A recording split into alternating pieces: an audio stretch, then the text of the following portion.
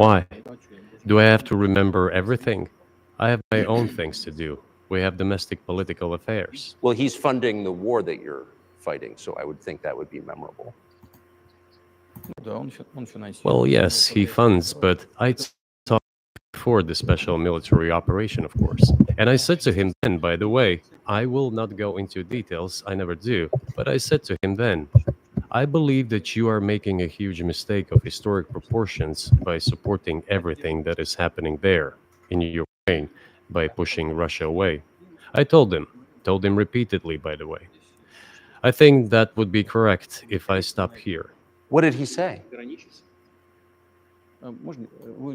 Ask him, please. It is easier for you. You are a citizen of the United States. Go and ask him. It is not appropriate for me to comment on our conversation. But you haven't spoken to him since before February of 2022.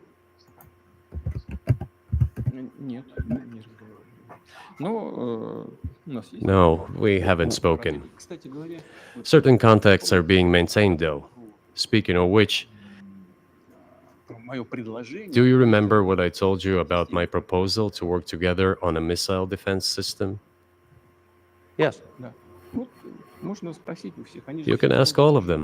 All of them are safe and sound, thank God. The former president, Condoleezza, is safe and sound, and I think Mr. Gates and the current director of the intelligence agency, Mr. Burns, the then ambassador to Russia, in my opinion, are very successful ambassador. They were all witnesses to these conversations. Ask them. Same here. If you are interested in what Mr. President Biden responded to me, ask him. At any rate, I talked to him about it. I'm definitely interested, but from the outside, it seems like this could devolve or evolve into something that brings the entire world into conflict and could initiate a nuclear launch. And so why don't you just call Biden and say, let's work this out?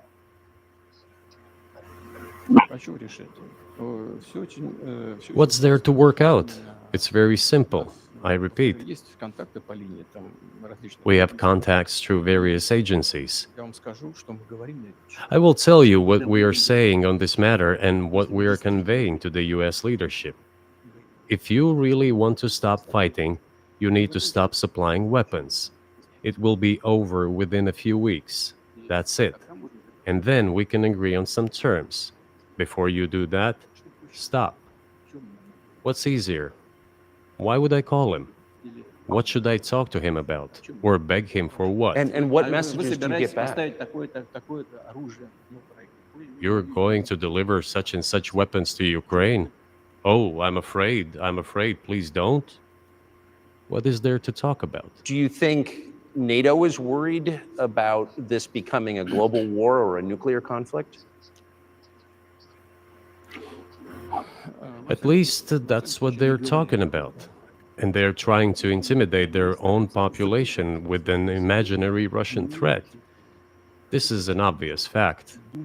And thinking people, not Philistines, but thinking people, analysts, those who are engaged in real politics, just smart people, understand perfectly well that this is a fake.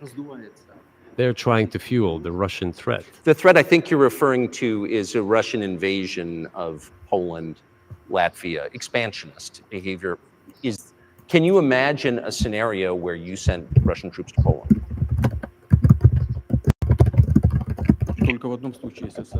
Only in one case, if Poland attacks Russia. Why? Because we have no interest in Poland, Latvia, or anywhere else. Why would we do that? We simply don't have any interest. It's just threat-mongering. Well, the argument, I know you know this, is that, well, he invaded Ukraine. He has territorial aims across the continent. And you're saying unequivocally you don't.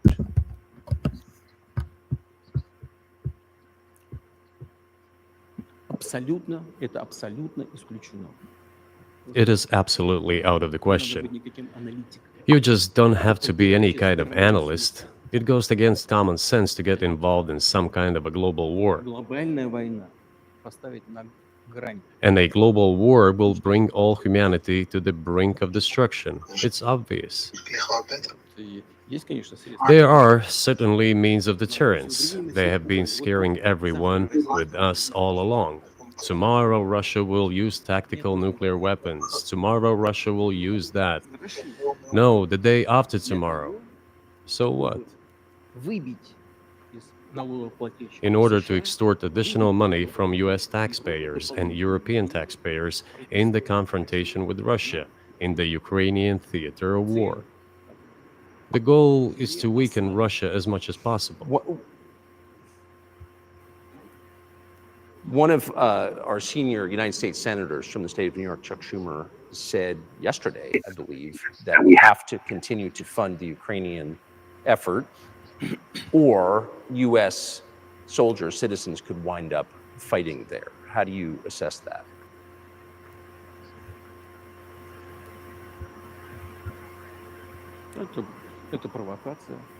This is a provocation, and a cheap provocation at that. Louis, this is a provocation. I do not understand why American soldiers should fight in Ukraine. There are mercenaries from the United States there. The bigger number of mercenaries comes from Poland, with mercenaries from the United States in second place, and mercenaries from Georgia in third place. Well, if somebody has the desire to send regular troops, that would certainly bring humanity to the brink of very serious global conflict. This is obvious. Do the United States need this? What for? Thousands of miles away from your national territory. Don't you have anything better to do? You have issues on the border, issues with migration, issues with the national debt, more than $33 trillion. You have nothing better to do, so you should fight in Ukraine?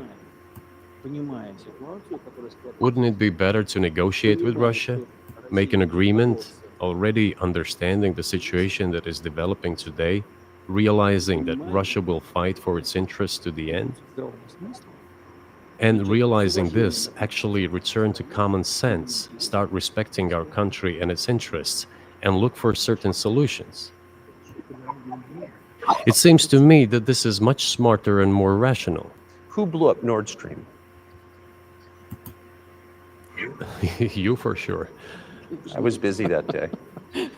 Nate, do you have I did not blow up Nord Stream. Thank you, though. You personally may have an alibi, but the CIA has no such alibi. Do you have evidence that NATO or the CIA did it?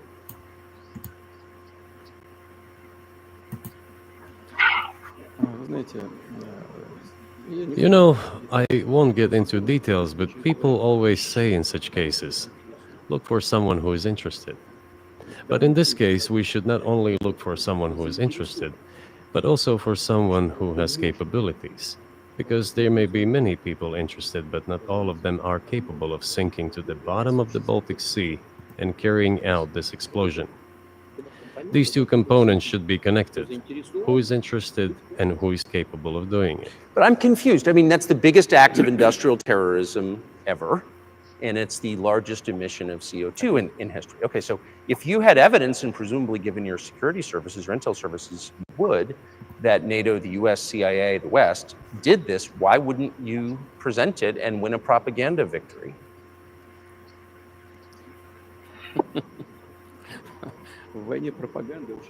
In the war of propaganda, it is very difficult to defeat the United States because the United States controls all the world's media and many European media.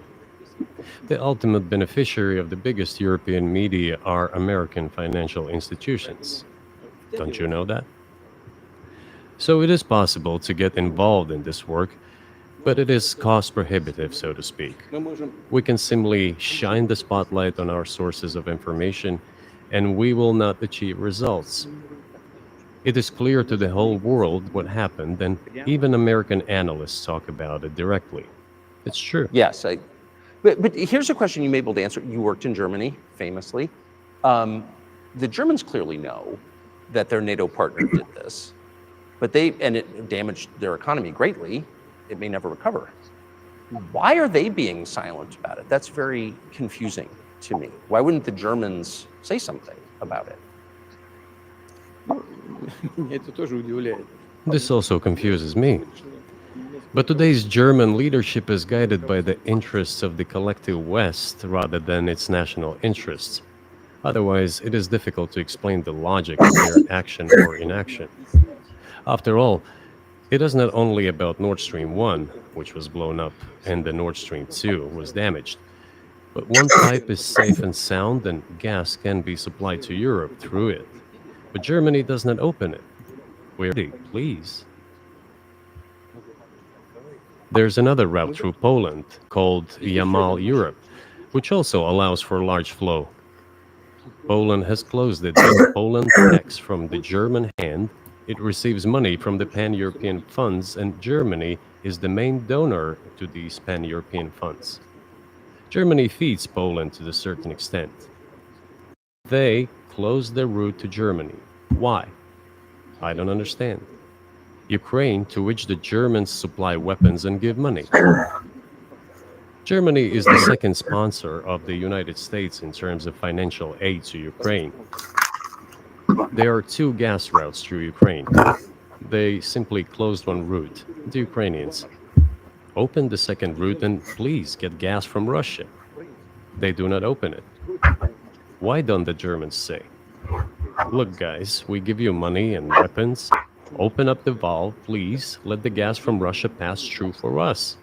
We're buying liquefied gas at exorbitant prices in Europe, which brings the level of our competitiveness and economy in general down to zero. Do you want us to give you money? Let us have the decent existence. Make money for our economy, because this is where the money we give you comes from. They refuse to do so. Why? Ask them. That is what is like in their heads. Those are highly incompetent people. Well, maybe the world is breaking into two hemispheres, one with cheap energy, the other without. And I want to ask you that. If we're now a multipolar world, obviously we are, can you describe the blocks of alliances? Who is in each side, do you think?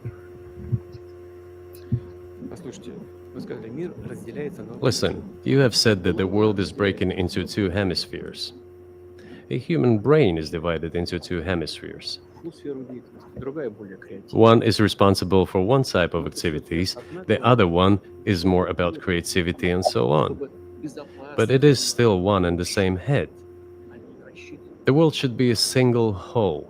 Security should be shared rather than meant for the golden billion. That is the only scenario where the world could be stable, sustainable, and predictable. Until then, while the head is split in two parts, it is an illness, a serious adverse condition. It is a period of severe disease that the world is going through now. But I think that thanks to honest journalism, this work is akin to work of the doctors. This could somehow be remedied. Well, let's just give one example, the US dollar, which has kind of united the world in a lot of ways, maybe not to your advantage, but certainly to ours. Is that going away as the reserve currency, the universally accepted currency? How have sanctions, do you think, changed the dollar's place in the world?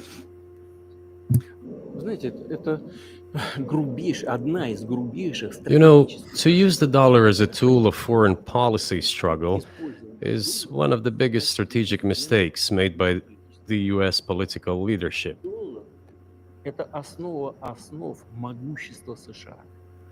The dollar is the cornerstone of the United States power. I think everyone understands very well that no matter how many dollars are printed, they are quickly dispersed all over the world.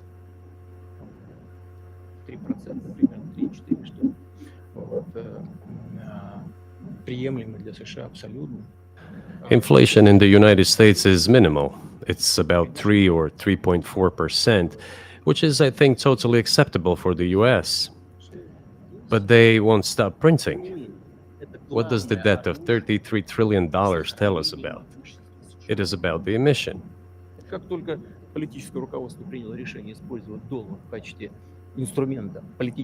Nevertheless, it is the main weapon used by the United States to preserve its power across the world. As soon as the political leadership decided to use the US dollar as a tool of political struggle, a blow was dealt to this American power. I would not like to use any strong language, but it is a stupid thing to do and a grave mistake.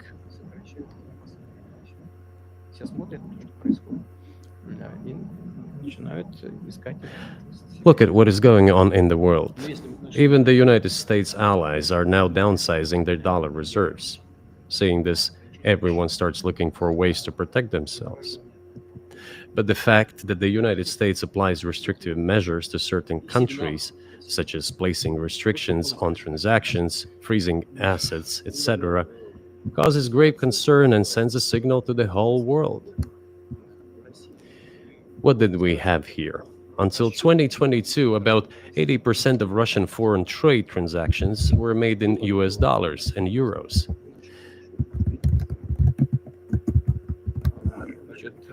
US dollars accounted for approximately 50% of our transactions with third countries, while currently it is down to 13%. It wasn't us who banned the use of the US dollar.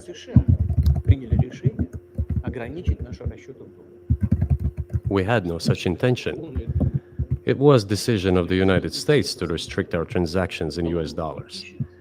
I think it is complete foolishness from the point of view of the interests of the United States itself and its taxpayers, as it damages the US economy, undermines the power of the United States across the world. By the way, our transactions in yuan accounted for about 3%. Today, 34% of our transactions are made in rubles and about as much, a little over 34% in yuan. Why did the United States do this? My only guess is self-conceit. They probably thought it would lead to full collapse, but nothing collapsed. Moreover, other countries, including oil producers, are thinking of and already accepting payments for oil in yuan. Do you even realize what is going on or not? Does anyone in the United States realize this? What are you doing? You are cutting yourself off. All experts say this. Ask any intelligent and thinking person in the United States what the dollar means for the US. But You're killing it with your own hands.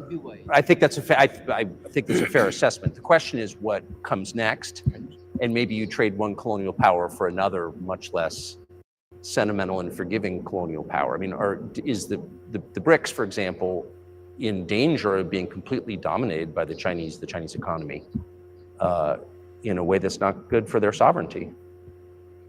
Do you worry about that? Well, we have heard those boogeyman stories before. It is a boogeyman story. We're neighbors with China. You cannot choose neighbors